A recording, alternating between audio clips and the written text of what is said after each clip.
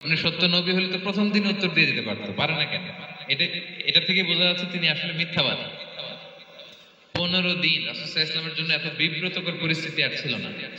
15 দিন পর আল্লাহ তাআলা আয়াত নাযিল করলেন, ওয়ালা তাকুলান্না বিশাইইন ইন্নী ফাইলুন যালিকা গাদা ইল্লা আইয়াশা আল্লাহ।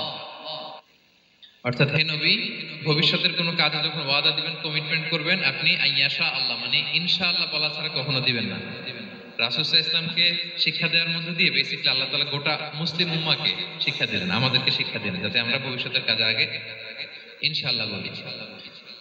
তো রাসূল সাল্লাল্লাহু আলাইহি ওয়াসাল্লাম লেসনটা পেলেন। এরপর আল্লাহ তাআলা উত্তর জানিয়ে দিলেন, আম হাসিবতা আন্না আসহাবাল কাহফি ওয়ার রাকিম কানু মিন আয়াতিনা আজাবা।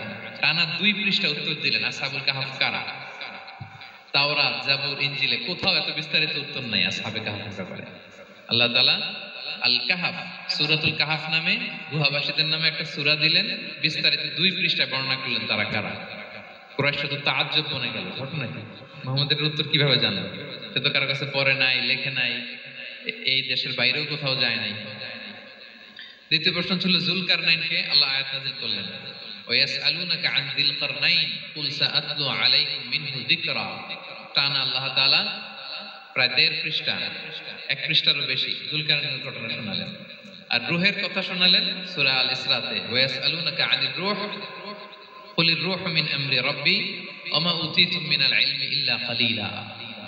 রূহ এটা আল্লাহর স্পেশাল একটা অর্ডার, আল্লাহর আদেশে এটা ঢুকে আল্লাহর আদেশে বের হয়। এটা কেউ ছুঁতে পারে না, ধরতে পারে না, দেখতে পারে না। এটা আল্লাহর পক্ষ থেকে একটা মিরাকেল।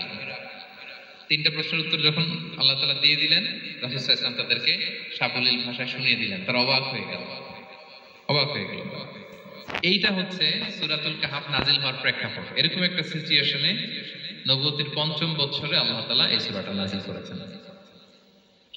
এই সূরার কিছু ফজিলত আছে। রাসূল সাল্লাল্লাহু আলাইহি ওয়াসাল্লাম জুমার দিনে এই সূরাটা আমাদেরকে তেলাওয়াত করতে বলেছেন। আপনারা তেলাওয়াত করেন তো? সূরা কাহফ যদি জেনে না থাকেন আজকে থেকে করবেন। রাসূল সাল্লাল্লাহু আলাইহি ওয়াসাল্লাম বলেছেন যে জুমার দিনে যে এই সূরা কাহফ তেলাওয়াত করবে, মান ক্বারা সূরাতাল কাহফি ফি ইয়াউমিল জুমআতি আযা লাহু মিনান নূরি মা বাইনাল জুমআতাইন। 2 জুমার মাঝখানে আল্লাহ তাআলা এই জুমার সময়টাকে তার জন্য আলোকিত করে দেয়। কি করে দেয়? আলোকিত করে দেয়। একটা নূর তার জন্য সেট করে, এই নূর তাকে হেদায়েতের পথে অবশিষ্ট রাখে। এটা হচ্ছে একটা। তাহলে জুমার দিন আমরা সূরা কাহফ তেলাওয়াত করব, মনে করি এটা সুন্নাহ। জুমার দিনের সুন্নাহগুলোর মধ্যে থেকে একটা সুন্নাহ হচ্ছে সূরা কাহফ তেলাওয়াত করা। আবার আরেকটা হাদিসে রাসূল সাল্লাল্লাহু আলাইহি ওয়াসাল্লাম বলেছেন, মান হাফিযা 10 আয়াতিন মিন আউয়ালি সূরাতিল কাহফি উসিমা মিন ফিতনাতিদ দাজ্জাল। যে ব্যক্তি সূরা কাহফের প্রথম 10 আয়াত মুখস্থ করবে সে দাজ্জালের ফিতনা থেকে মুক্তি পাবে।